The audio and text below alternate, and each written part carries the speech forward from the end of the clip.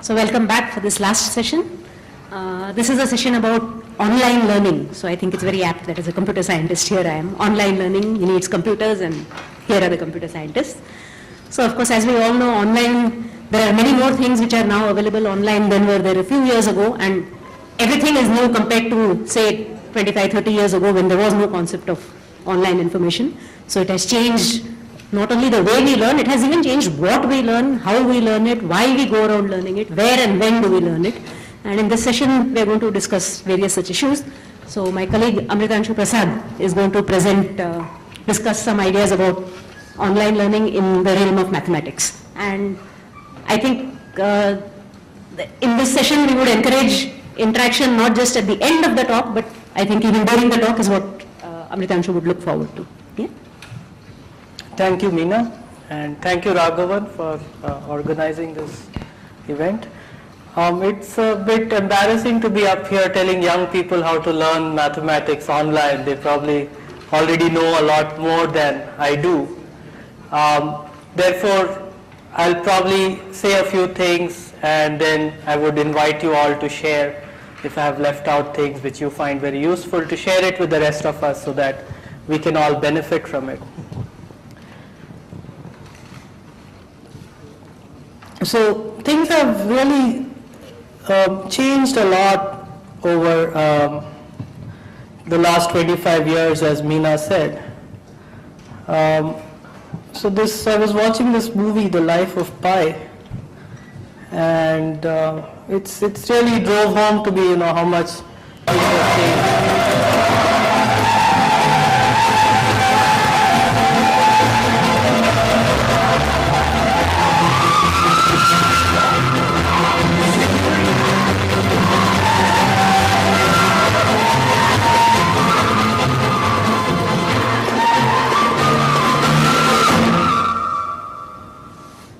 So what the boy is doing there is he's writing down the digits of pi, and there's the teacher there with a big book, checking if the answers are correct.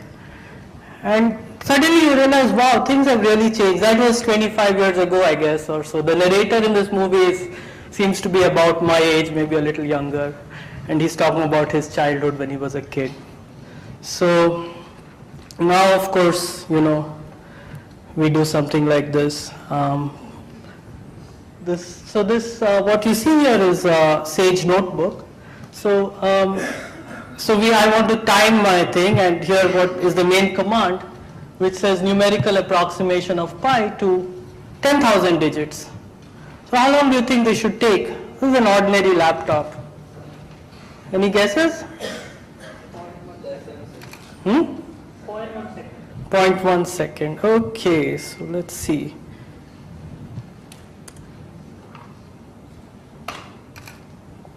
Oops. To get it started.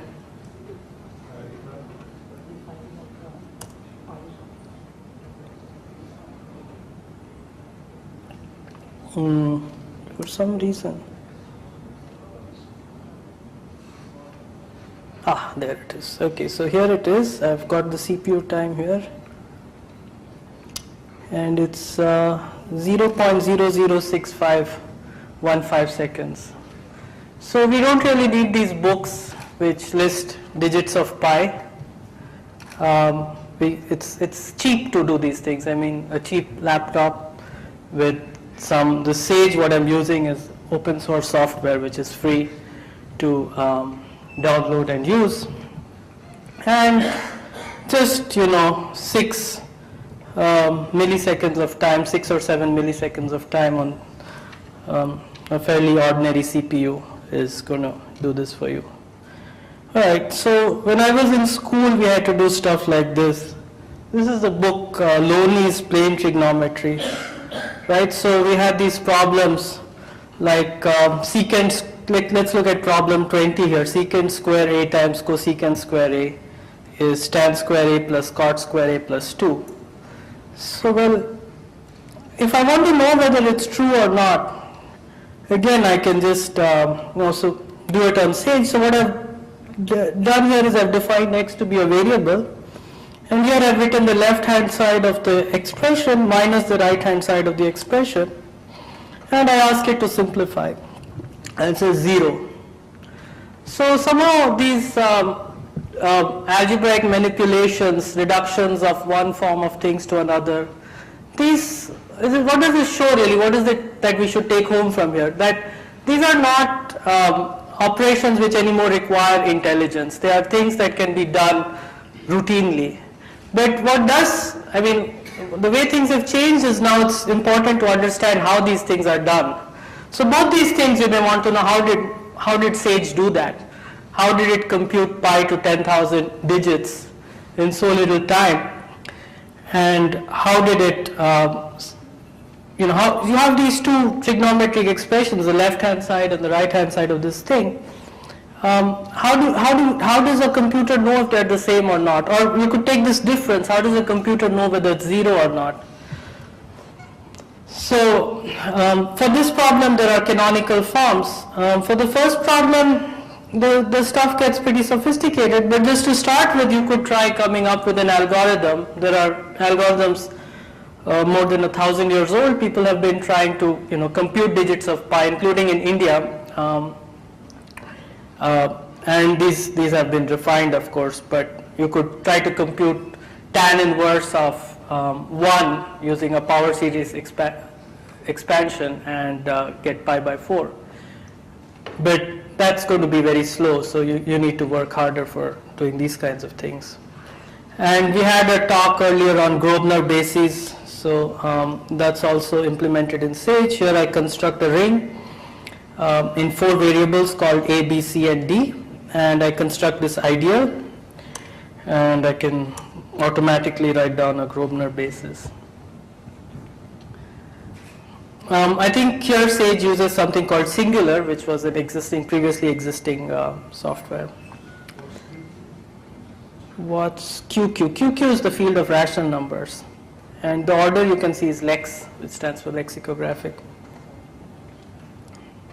Okay, so here are a few examples of how computers have changed the way we do mathematics.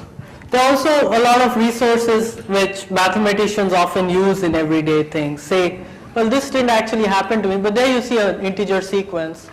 2, 3, 5, 6, 7, 8, 10, 11, 12. So can someone tell me what it is?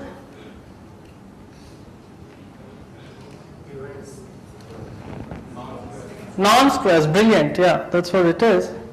Okay, so doesn't seem like it's too exciting, but there's this site called Online Encyclopedia of Integer Sequences. So what you can do on this site is you can just type in the first few terms of a sequence, and it just shows you, is that sequence known? Is it something somebody else came up with?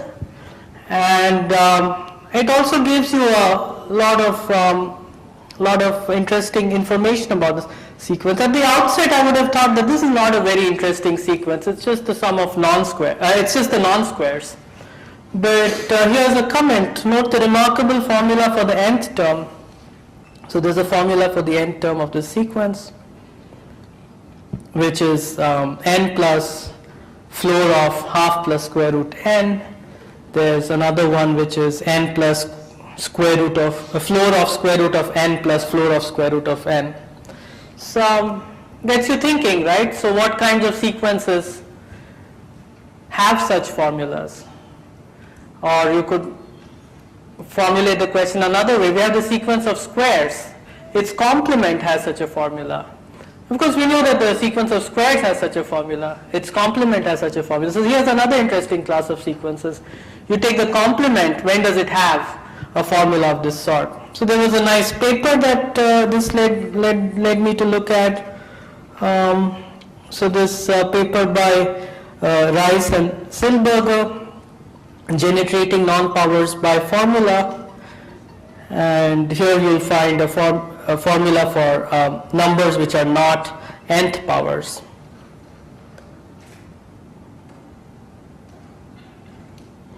So yeah, and this too you can immediately sort of access through your library if you have a subscription.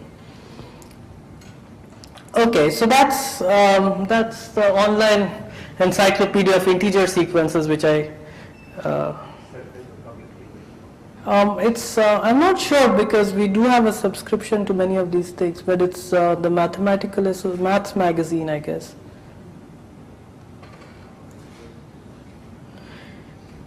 Yeah. So, is it? Maybe it is. Okay, so JSTOR, not everything is publicly available. This is an issue actually. So even as it becomes cheaper to disseminate information, a lot of information remains locked up behind paywalls, and for the ordinary, like a person in the street, to access such things is very expensive. They often charge you $40 to view one paper.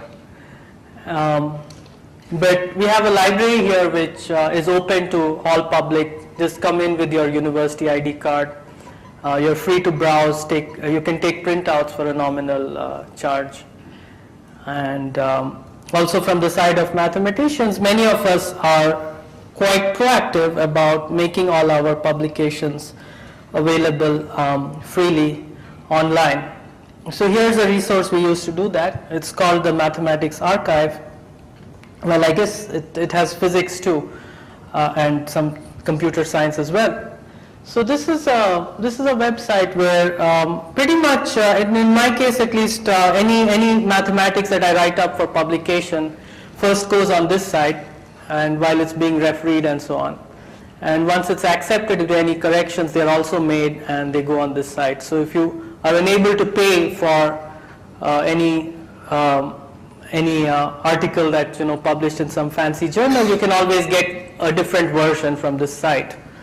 And nowadays I think it's fairly common practice for most mathematicians to do this. It benefits us as well because our work is more widely disseminated because it's more easily available to others. Right, so this is the archive. One feature of this archive is that once you put something here, you can upload more versions of it, but you cannot delete it. So it's there for forever. So it's kind of like, otherwise somebody could, so you have to stand by what you put on this. It will always be there for everyone to see. You could withdraw, but it still remains accessible. It may say that this item has been withdrawn, but then there'll still be a link to see what it was that has been withdrawn. But this also gives it a certain amount of credibility because then each article, it means that somebody is standing behind the article. Right, so I'm sure all of you are familiar with Wikipedia and Google, right? Okay, so that's what I also use the most. If I'm reading a paper and suddenly a word like Grosvenor basis pops up, then I just go and type it into Google. Google probably usually takes me to the Wikipedia page, and there's a nice explanation. If I don't like the explanation, I can even make it better. So that's Wikipedia is of course controversial in many areas, but in maths it works pretty well. Things are not so subjective, and so for standard things like this, mathematical definitions, statements of theorems, outlines of proofs, it's really good. But what do you do when you have something that doesn't seem to be very well known, some sort of obscure problem you came up with while doing your homework? So there's a site for that too. Nowadays there are these question and answer sites. So this one's called Mathematics Stack Exchange. So here you can ask whatever problem is bothering you. So somebody called Person asks, how to prove that 1 over 1 minus x whole cubed is the generating function for triangular numbers. So he asked this yesterday, and I think within minutes there was an answer up. So you start with this geometric series and differentiate it 3 times, and sort of work a bit, and you get this stuff. I like the comment here, how do you know all this stuff? Oh my God, no one's brain works that fast. So So then I saw this, I was like, hey, I know a nicer way to do this, so I put in another answer later on.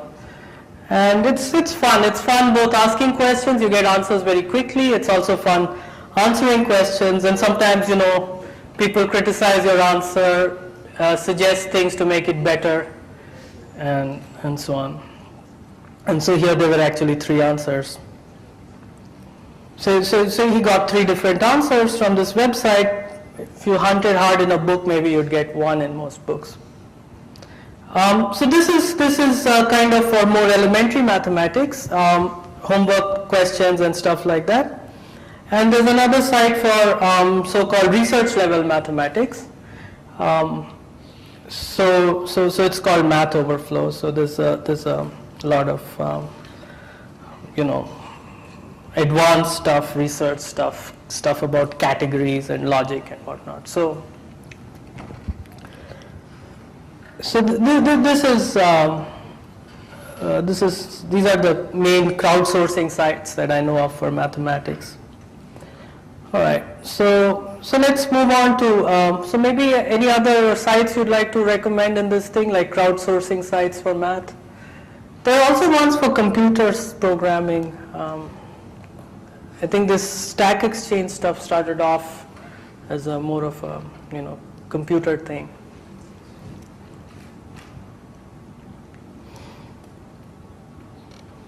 All right, now there's been a kind of revolution in education over the last maybe 3 years. It started probably 3 years ago with a hedge fund manager called Salman Khan.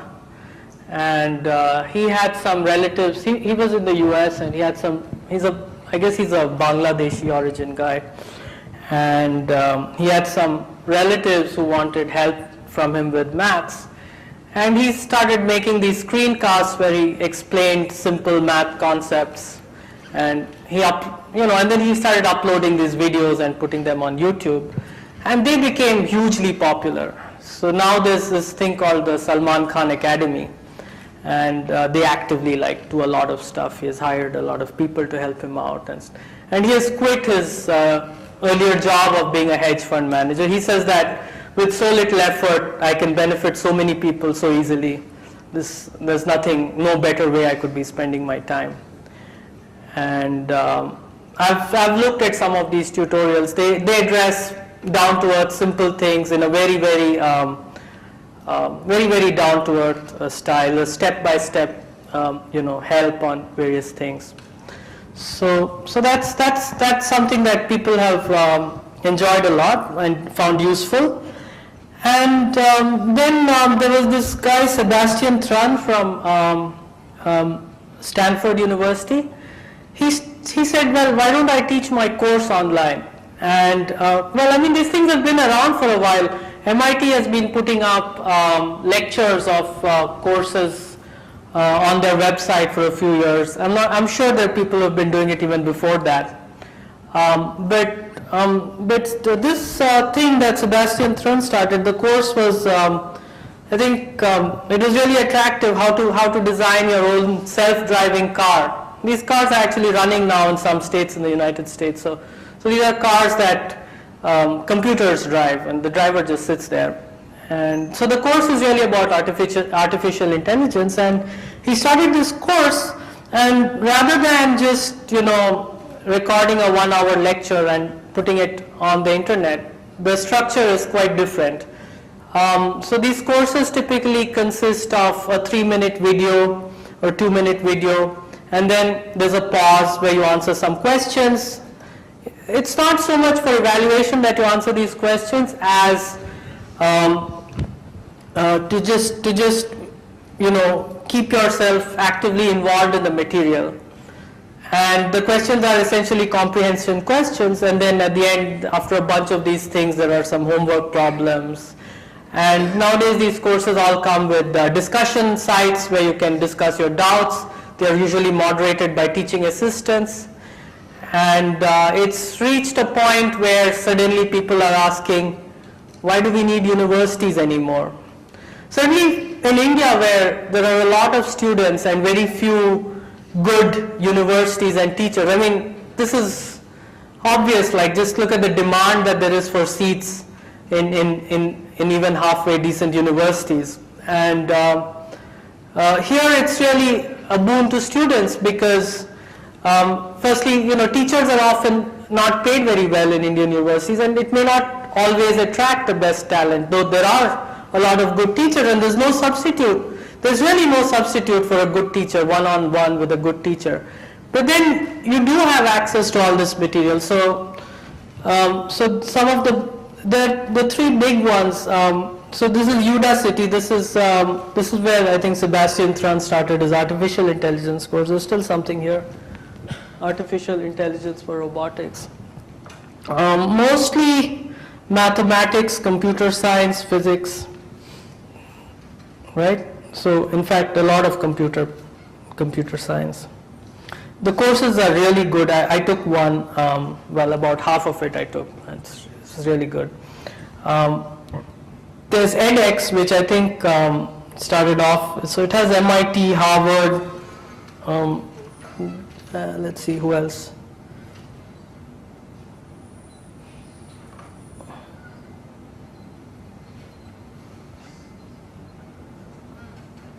Quite a few places, huh? University of Texas. So it's really grown. It's been growing over time. Even some places like Kyoto University, Hong Kong. IIT Bombay. Where is it? Third row? Oh yeah, there it is.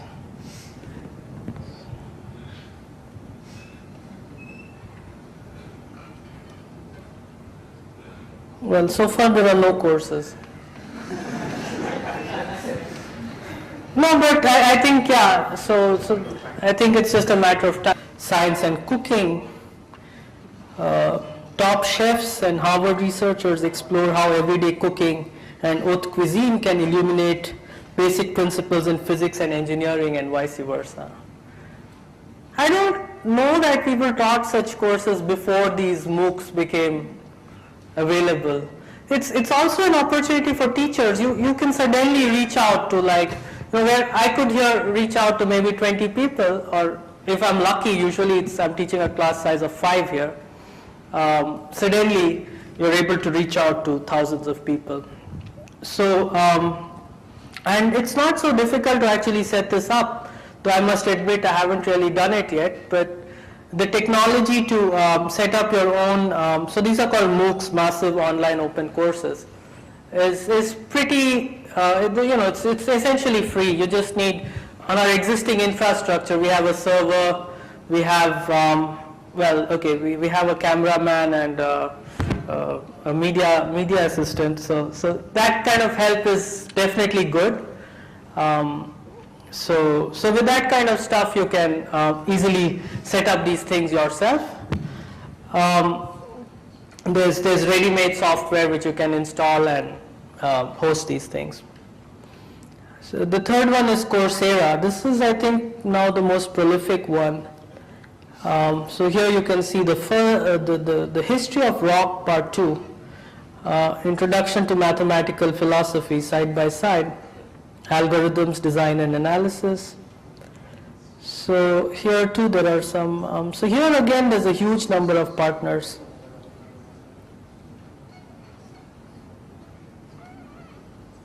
So this is like a long list of universities. I wonder if there's any, no Indian, okay.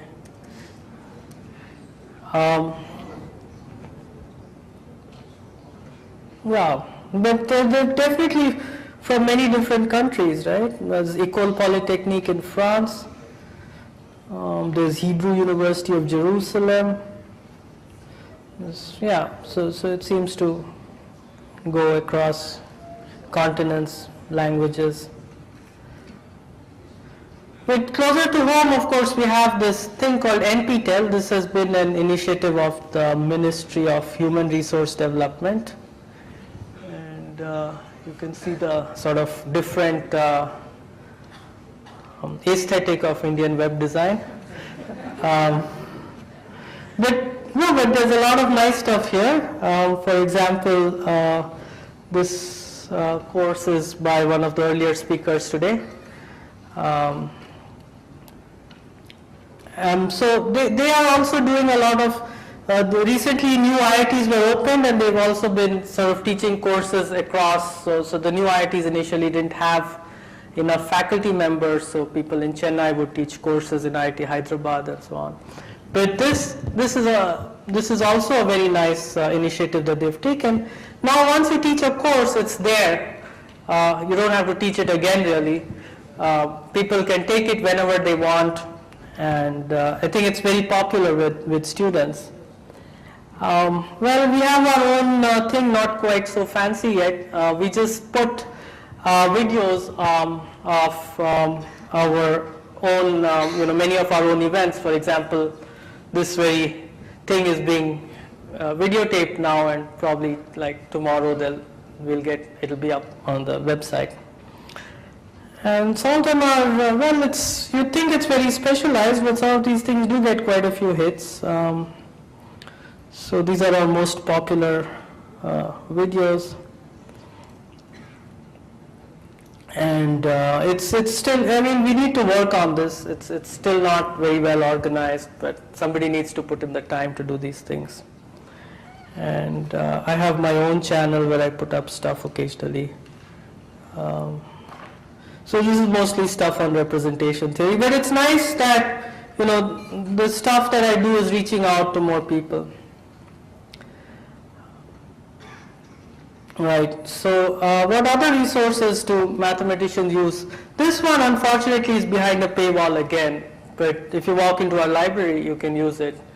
I don't think most universities have access to it, but places like ISERS and ISI and so on will have it. So this is MathSciNet. It's a huge database of papers in mathematics, theoretical computer science, little bit of, mathematical physics, probably not physics per se. So, so this, for example, it's very powerful. So if I want to search for all books on analysis by Terence Tao, I get a few here. And what's more, they're reviewed. So, so I can click on this, and I get well, so this edition is not reviewed.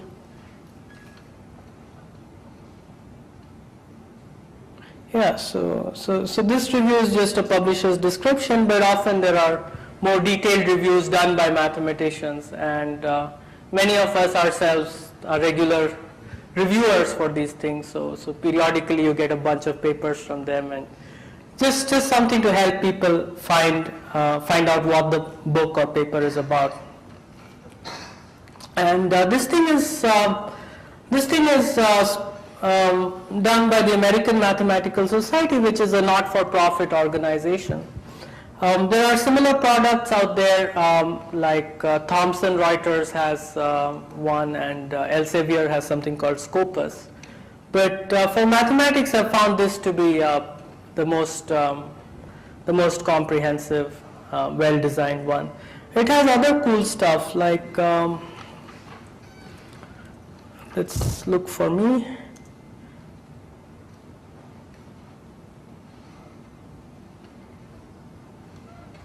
It's taking a while. Oh well, I'll come back to that later.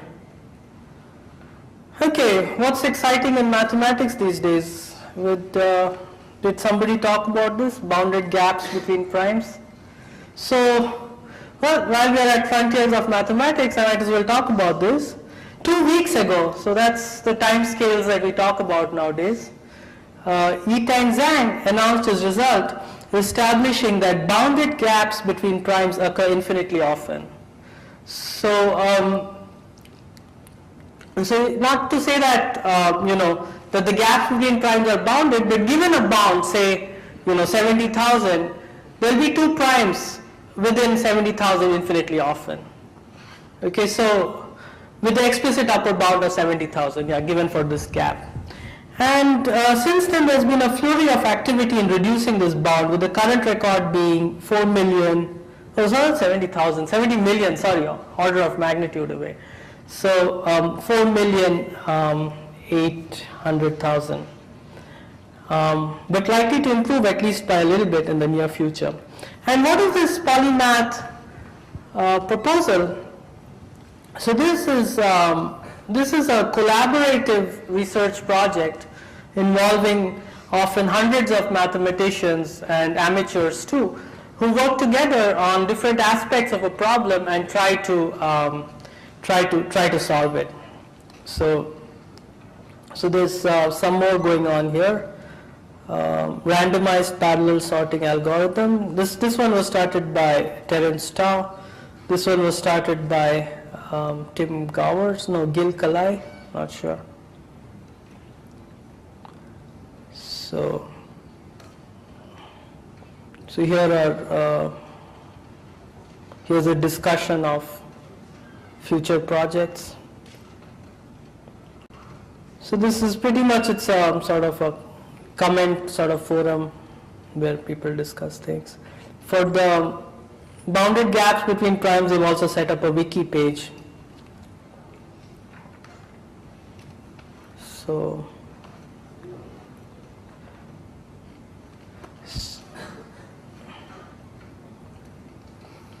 yeah. All right. So there's also a lot of mathematicians who put in a lot of work into their blogs. So Terence Tao's blog is extremely popular, and many of our students follow that. And he has something for pretty much everyone. He has college level problems as well as deep mathematical results. And it's a lot of fun to try to solve some of the problems he puts out there. And at the same time, it's very exciting to be sort of part of this very energetic group of mathematicians. Any new result, they sort of seize on it and try to understand how it works. The American Mathematical Society offers some blogs. These also reach the other side of helping people with their careers, more in the American context than in the Indian context. We should start something like this here as well. Maybe Ramanujan Math Society could start things like this. Here is a site which is really, really lovely. So this is called the Project Euler. So this is a series of challenging mathematical / computer programming problems. They are essentially mathematical problems, but you need to solve them with the help of a computer. So the idea is to somehow write computer programs, but even thinking of how to write the computer program requires some mathematical ingenuity. So the intended audience includes students for whom the basic curriculum is not feeding their hunger to learn. Does this sound familiar to anyone? Or adults whose background was not primarily mathematics but had an interest in things mathematical, and professionals who want to keep their problem solving and mathematics on the edge. So there's a lot of variety here in the problems. So you can sort of sign up and start working on these problems.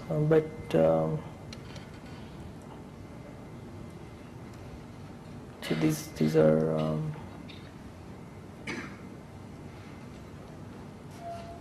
here's a fun one. So a permutation is well, it's just an ordered arrangement of objects. So you take 0, 1, and 2, and you can arrange them in 6 different ways as shown here. So here's a question. And you can arrange these in lexicographic order, right? I guess you had a talk about lexicographic order in the context of Grosvenor bases. So that's just dictionary order. So 0 is the first letter in the alphabet, 1 is the second letter, and 2 is the third letter, and every combination of letters, every word of length 3 is a word in your dictionary. How would your dictionary organize these words? Well, it would put them like this: 0, 1, 2 first, 0, 2, 1 next. And the problem here is, what is the millionth lexicographic permutation of the digits 0 to 9?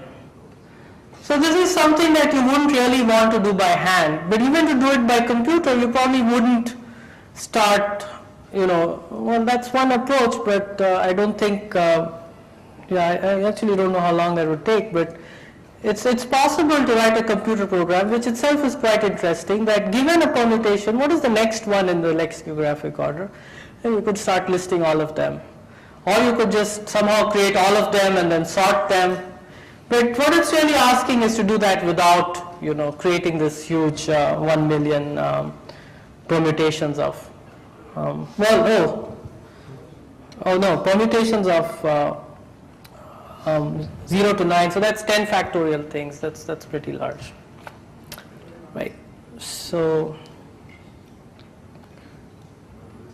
so let's go back to MathSciNet. There I am. So this has, oops, that's not what I'm going to do.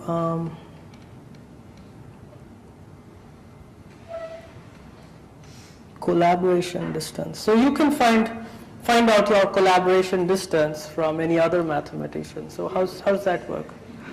So you can use Erdish, that's the default, and you can kind of see mine is pretty large actually. What is it supposed to be, 6 degrees of separation or? Yeah, so I'm down to 4, I guess. Wow. Used to be infinity at one point. So.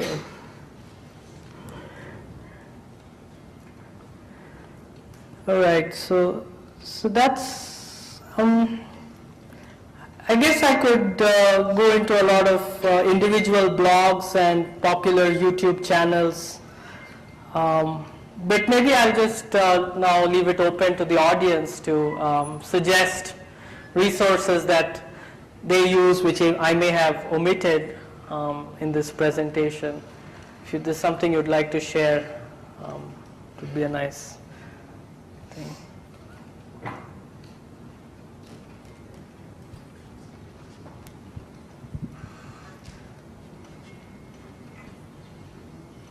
Anybody have anything to add?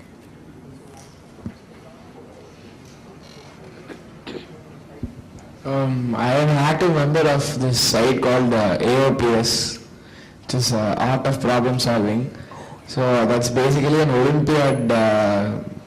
That's a site where people from all over the world train for the Olympiads, the IMA and the IIO and all. So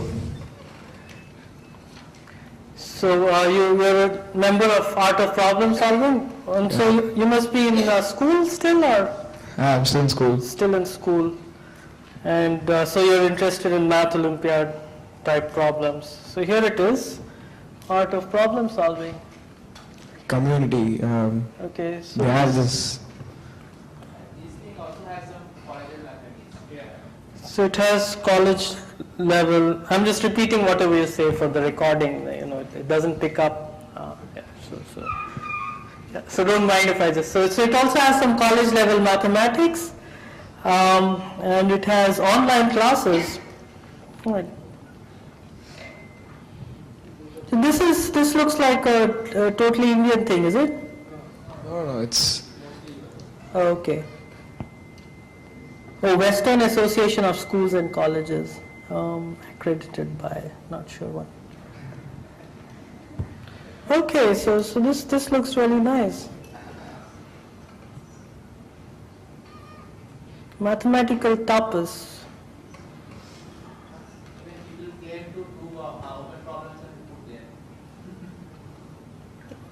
People claim to put open problems and put there. Do they also? There is a section of open problems and people claim to prove open problems as well. Okay. So there's this under AOPS. There's a forum called MathLinks ML. It's that community link. Yeah. So there's a community section where there is. They have a lot of forums. Discussion forum. Yes. So they even have stuff by age, it seems. So where does it start? What is the age where you can see high school pre-Olympiad 14 plus. Yeah, there's something 12 to 16 also. Yeah. So there's guys who keep posting problems and you can comment on them and solve them, and so there are lots of pages like you can see recursion. So this stuff like this, never thought of when I was a kid, right? I mean, this is really nice. So you put these things, they put these things, problem 1 and then solution to problem 1. Right. So the solutions are kind of hidden so that they don't spoil them, I guess. Yeah, this is really nice. So which school are you guys from? I'm from PSBB. Okay, PSBB.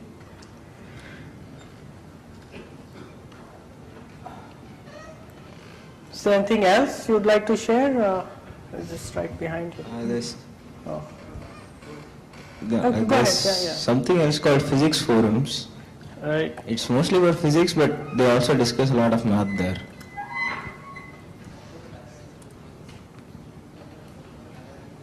It says physics help and math help. Physics forums. All right. So this is also, is this high school level?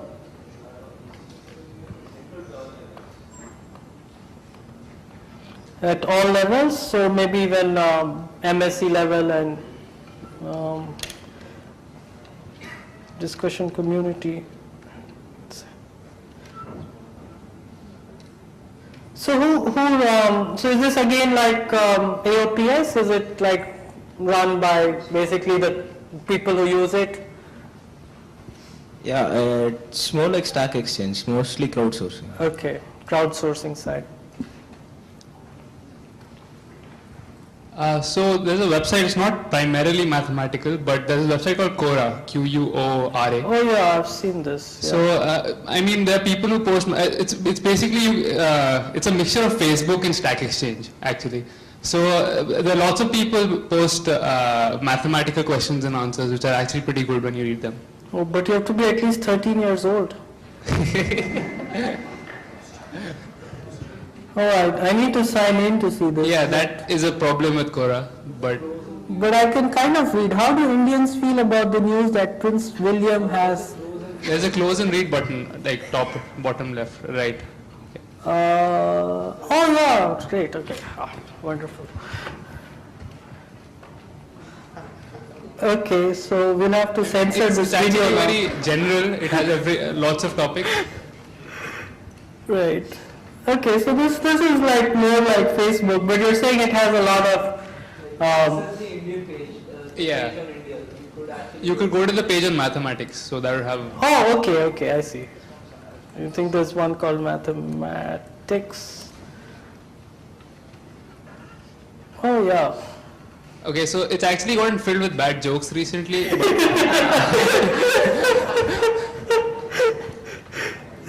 This is a good one actually.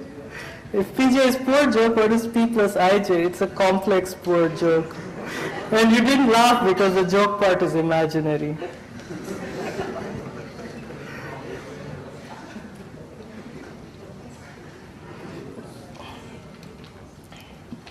So this reminds me of a YouTube video, Math Jokes Explained. So this is a YouTube channel called Numberphile, and it's really nice. He explains a lot of basic math stuff.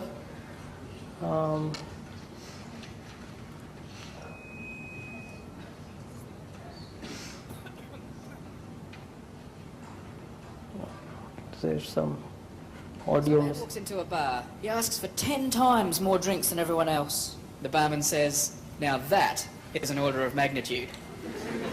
Actually quite a good joke, because order of magnitude is how big a number is. The speed of light is 3 times 10 to the 8 meters per second, and that's the order of magnitude. It's 3 with 8 So zeros. I guess you get the idea. It's pretty nice actually, some of this stuff. Is 10 to Let's the see. 3 meters. So light. So that's the page, probably here. 0 is a perfectly good number, and you ignore it at your peril. The problem is, it's a dangerous number. And a lot of things... Number 5, that's the front page for it. Slightly more unusual, nuanced number. You have to be more careful. This is a popular site with a lot of students. It was pointed out to me by a student in ISI Bangalore. Have things like 0 to the power of 0. And I Right, so back to the audience. Any other suggestions? Actually, now that we are at it, like on Maths Humor, there's a good musical band, Klein for Group, but it actually has a lot of mathematical lyrics, like music.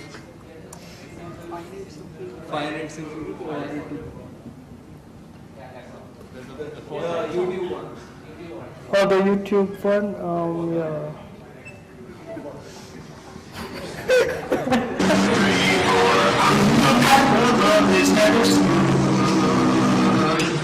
But mine's continuous for you. You're the upper bound in the chains of my heart. You're my axial choice, you know it's true. But lately our relation's not so well defined, and I just can't function without you. I'll prove my composition, and I'm sure you'll find, dear. That's pretty nice, yeah. Sorry, I can't hear you. Oh, okay. XKCD, yeah, sure. Some of those jokes are pretty hard, actually, yeah. So, I'm a regular. But this is the first time I'm actually looking at the cartoon while giving a talk, so. And the best thing about this is when you put your mouse over the thing, you get an extra message. So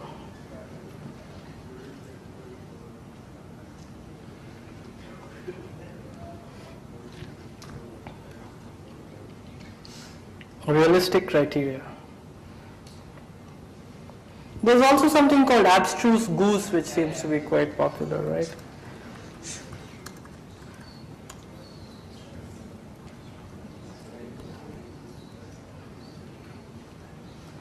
Right, so math humor anymore? Spiked math, yeah, that's true. I've seen that. Meena is going to take some drastic action now. Yeah. No, but I mean, we do math, oops. All right. I don't know how you did that, Meena. That was pretty impressive.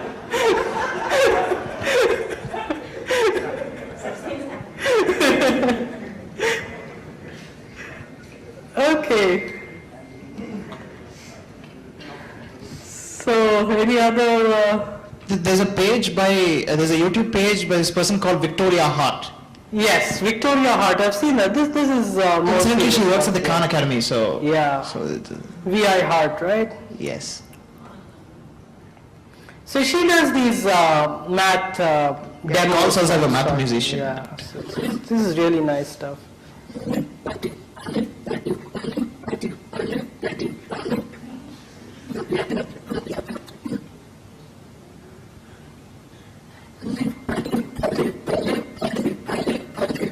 There's a story on the Mobius strip called Wind and Mist Rug. Oh yeah. That one's very interesting. So something for you to look at later, okay? So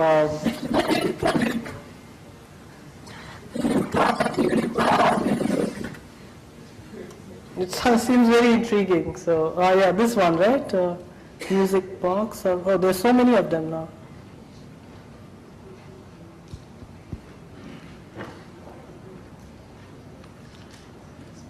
Yeah. So do you know which one you wanted to? Yeah, that. The first one? No. Yes, Yeah. that one. Oh yeah, this is, yeah, I've seen this one. It's pretty old. So she does a lot of interesting stuff with the Mobius strip, just, this format. In this world is a house, and in this house, And there's no talking in this, right? It's just. Oh. but she wasn't too lonely because she had a friend. Yeah. His name was Mr. Oh yeah, there you go. Okay. Went to visit Mr. So that's stuff to look at. Big Rock, and the Pine Log, and the Beet Peel store. So there's certainly a lot of stuff here, and it's also something that we as teachers, I think, can get inspiration from to try to make our own sort of teaching methods more interesting. It's really, we kind of set in a certain way of teaching, but it doesn't have to be that way. And now with technology, things can really change. So there's another website called Cut the Knot. It's mostly high school and beginning college level. So what? And it's mostly recreational actually. Sorry? Yeah, just search for that. That'll be the first one. Interactive, Yeah. Cut the Knot, interactive mathematical miscellany and puzzles. Alright, so these are again, looks like recreational math puzzles. Mostly recreational. Oh, lots of nice stuff.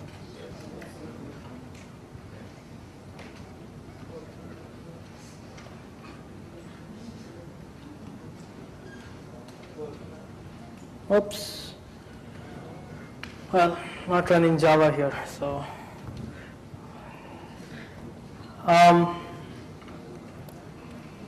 Right, fast arithmetic tricks. I see.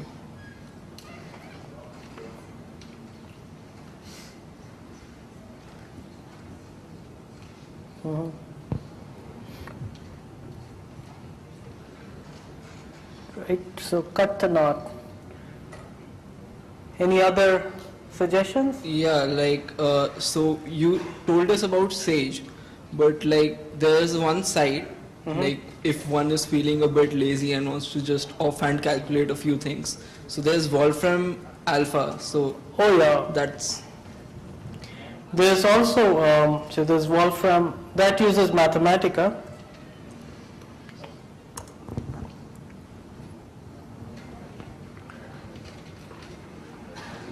So, will it do Loney problems for me?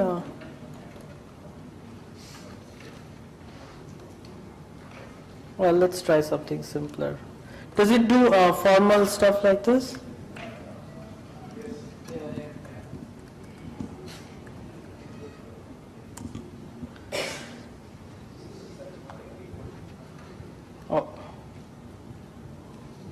Oh, there you go. Okay. So actually, this reminds me of another site I'd like to share. So I used Sage right in the beginning, but they have a similar thing. It's called the Sage Notebook. But here you actually need to sign in. So I have an OpenID account here. So again, you get these worksheets. Now, one of the things about Sage is that, so the same thing I've just done here. So one of the things about Sage is that they actually want an open source alternative to Mathematica. When you do a scientific computation, unless you can see the source, you cannot know for sure, or you cannot test whether the program is actually doing what you think it's doing. And that's one issue, of course. I mean, there was this famous economics paper which had an error because they used, can you guess what they used? They used Microsoft Excel. So, so but that's the extreme case. Mathematica is usually pretty good. But it's really important for things to be open source so that you can actually verify something. How things work. And the other thing about open source, of course, which has worked really well for Sage, is that a lot of very specialized stuff gets included. There may be some kind of calculations that I do all the time, and I wrote some code to do it. Now, it's not something that's profitable to sell, or even like more than 10 people in the world would want to know, but still I can contribute it to Sage and it's there. And if somebody else, say my colleague Raghavan, wants to do a similar calculation because he heard a talk that I gave the other day, he can go and do it. So it's been growing really fast, and while it still cannot, one of its stated goals was to be able to do everything that Mathematica can do, And it's getting there, but it still can't do everything that Mathematica can do, but can do a good many things that Mathematica will never do. So this sort of, and it's actually Also, Sage is better because it actually includes a lot of other software. right. That's a very good point. So this Simfy and ParaGP and all that. right. I think this, if I'm not mistaken, this Grosvenor basis stuff is implemented in Singular.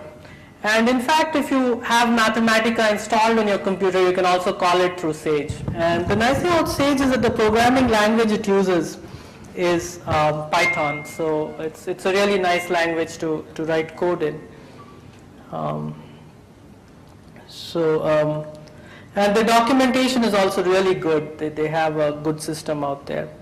Recently, a very nice book has sort of been available on Sage. So it's in French, unfortunately, but here's a reason to learn French. But I'm pretty sure it will get translated soon. So you can see that a python has swallowed a pie and sage bush has grown out of it. So this book, actually, it's not just about Sage. There's a lot of nice mathematics in it. In fact, there's a section on Grosvenor bases, I guess. Yeah, so this is on the section on systems of polynomials in many variables. So you can learn also some mathematics while learning how to use Sage. It really helps clarify concepts when you think about them algorithmically. There's one site called GIMPS. How do you spell it? GIMPS. Oops. Right. It's not actually where you can learn, but you can contribute using your computational power. Great Internet Machine Prime Search. Oh, machine. So this is like distributed computing? Yeah. Yeah, so when I was a grad student, there was something like this, searching for extraterrestrial intelligence. Still running? Okay, so I had sort of contributed some CPU time from my university's computers to this project, generously. So is this similar to that? Yeah, it's similar. That was called SETI at home. So it's still running, is it? And have they found anything? Right. Oh yeah.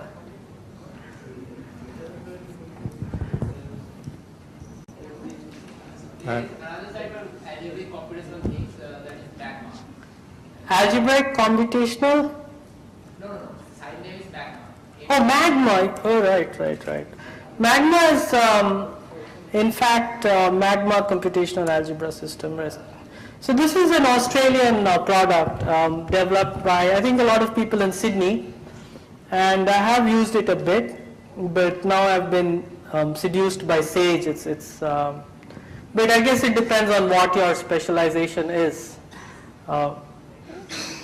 So it's supposed to be pretty good with finite group stuff. Yeah. And in fact, I don't know if they still have this. A few years ago, they had a deal where they would give Magma for free to any Indian university. So we had some licenses. It may still be available. So if you can figure it out, all you need is like your university administrator or something needs to just write to them and ask for it, and they give you licenses. So the people who develop this, they're professional. I mean, a lot of mathematicians I know professionally. In MAGMA too, most of the algebraists they prefer to use MAGMA, and they always refer to OCD side. Is it? Okay. Yeah. Right. So people like Silverman always refer to that. So I had two comments. One yeah. Is that there was a talk by Umesh Wazirani on it is on our YouTube channel, right, about very large online courses. Yes, there was a talk by Umesh Wazirani here during our IMSC 50 celebrations on MOOCs, and that's on our YouTube channel. And in fact, Umesh Wazirani has been teaching a course on quantum information theory at MIT. He's at MIT or Stanford, I think. Stanford, yeah, at Stanford. So Berkeley. Oh, okay. So Just that is on our YouTube. It was particularly on large online courses, right? Yes, so he talked about his experience teaching an online course. He talked about how students benefit from an online course in a different way compared to what they would get out of a course while teaching in a classroom. He also talked about how his own experience in teaching was very different while teaching it for an online audience as opposed to while teaching it in a classroom. So the talk that he gave here is available on the IMSC channel, and in case you want to know more about online courses, even before you actually do a course, you may want to listen to what he has to say about the experience.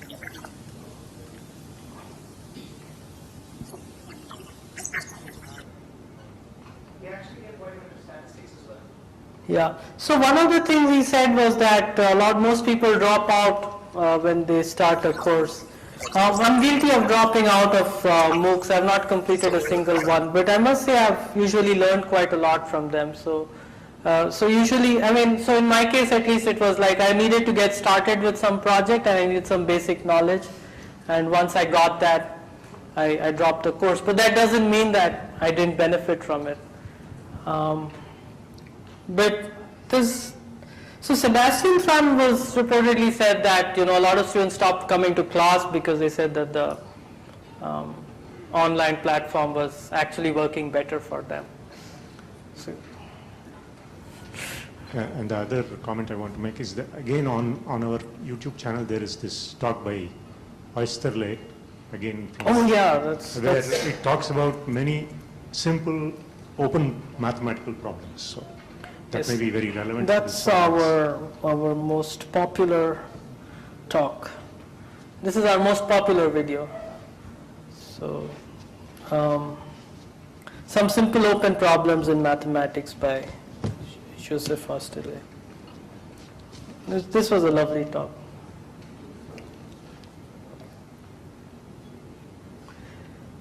So that's him. You had something to share? You did? Okay. There's one more thing called academia. I think you all know that. Academia dot, what is it called? Academia what? .edu. Yeah, there it is. Yeah, so this is a place to share research. It's more like a Facebook for scientists, right? Not exactly. It's a place where you can post your papers and others can see everything. And you have comments on the papers and... No, I don't think you have comments. No? Right, see analytics. I don't really use this, so this would be interesting to look at. But people have been talking about... No, the interesting thing about this is you can see, you actually get notifications in your Gmail when someone types your name on Google or something like that. And... you get to see who has seen your paper, like someone from Saudi Arabia has seen your paper or something. You get notifications in Gmail account. So. Okay. Right, but so Google Scholar has, so it doesn't give you that kind of information, but there's also a lot of talk about, traditionally once a paper is published, it's a done deal. If there's a mistake in the paper, it's the author's option to add a retraction or to add a correction. And usually there are hundreds of papers out there, even in the experimental sciences, where the results are not corroborated by future experiments or even negated by future experiments, and they just stay there, and there's no way to know what's happened to a paper after it's published. And I think so I don't know about this, but there's sites where you can also publish your papers and people can put comments about them. And so people are saying that may be a better model for publishing, that it's not just that you publish your paper, but after it's published also you can correct things, you can have a discussion on it. And does it? So there's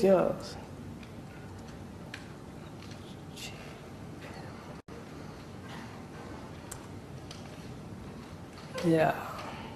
So this is a very nice journal. It's a general purpose it's a general mathematics journal with an outstanding editorial board, and there's my paper up there, the first one. So it was really nice to publish with them. I sent, between sending the corrections to the proofs and publishing the paper, there was an interval of about 5 minutes. So they don't wait for all the papers to collect. But how does it work? So somebody can post comments on my paper now? Oh yeah, I can send in this thing and, right. Okay, so then they would probably put it down there. But that you can do in a traditional journal too, right? You can publish in a later issue, but then it won't be front referenced from the thing, yeah. Yeah, I see.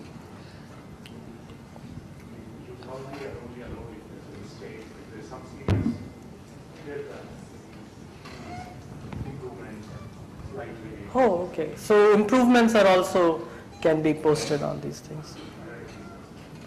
There's a site called ResearchGate.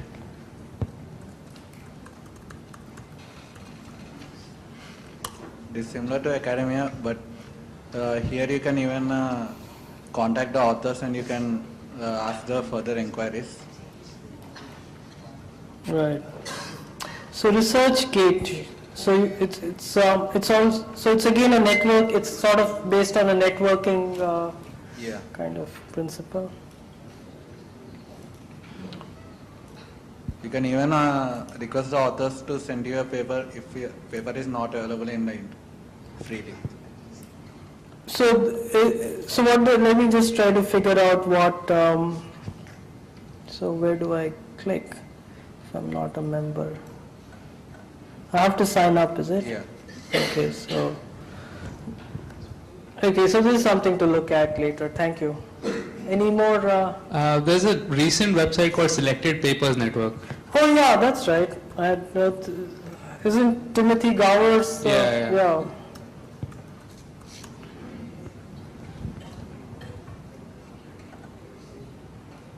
So it's supposed to be like the inverse of archive, where if like someone posts a comment about any paper on Facebook or Google Plus, they just mirror the comments onto the Selected Papers Network. If somebody posts a comment, like for example, if Terry Tao, for example, comments about some paper which he wants to talk about on Google Plus, so all the comments get like front-loaded, as in they're also mimicked on the Selected Papers Network page.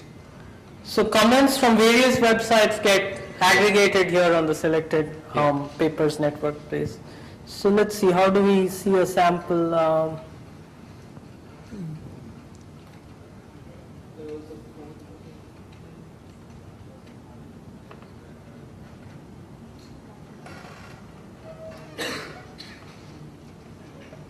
You're actually at a blog post. If you go back to the Google search result, yeah, this is not. it's this one, yeah. Oh yeah, that's it. So this looks just like the archive, but it's got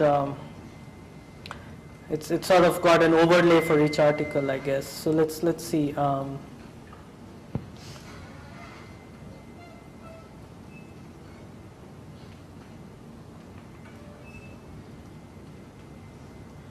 So let's see, how do I get to a paper?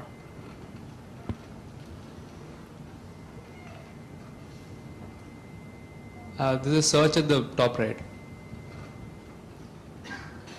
Yeah, but I want to get to a paper which will definitely have comments. So maybe I could just click on this. Oh yeah, so this is just a paper. This is by Sloan.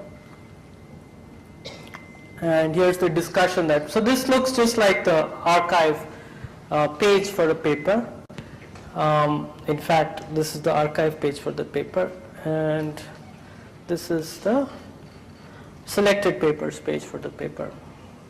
So the difference between the archive page and the selected papers page is the archive page just gives the abstract and some little metadata, and here instead you have a discussion on the paper following it. This is really nice. So this is kind of what I had in mind when I was talking about after papers are published. So I also have a question. I've been to a couple of websites which offer MOOCs like Coursera and edX. They by and large don't have mathematics courses. Like for Coursera, for example, all the maths courses are like pre-calculus or algebra. Like I think unless you're taking a computer science course which is really mathematical, by and large there are no maths courses. So do you think that's going to change anytime soon? So you're saying that most of the maths courses in the MOOCs are freshman linear algebra and calculus courses, and you'd like to see more maybe courses like more specialized courses like. So for example, in computer science, they have fairly specialized courses which you'd see at a graduate level maybe even. But you don't have, or at least at an upper undergraduate level, you don't have anything like that for maths as far as I can tell. Yeah, I've seen a lot of nice courses in computer science at the more advanced level, a little more specialized, but in mathematics, you're right, the number is much smaller. This may just be a fact that, mathematicians are generally not very computer savvy or whatever. But I think it's something that will change soon, and just give it a little time. But certainly I feel that it's high time, more of us started doing this, and in this context it's nice to have some support. Like when you're in a framework like Coursera, they actually set up the whole, the background stuff, and you just go and lecture, and you provide them with some basic material. And some people really get the idea, and the courses are really good, but also courses which don't work so well. But I think the idea is that we should just all go out and try to do these things and see how they work.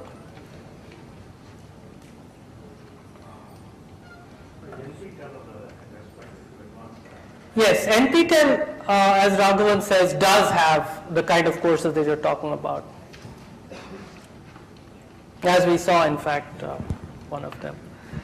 Well, I must say I should thank you all for coming up with so many lovely resources, and I think I certainly it's been fun for me to conduct this session.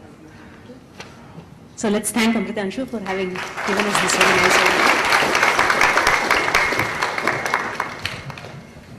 It's my pleasure to thank all the speakers and the IMSC administration staff, without whose support and help this would not have been possible.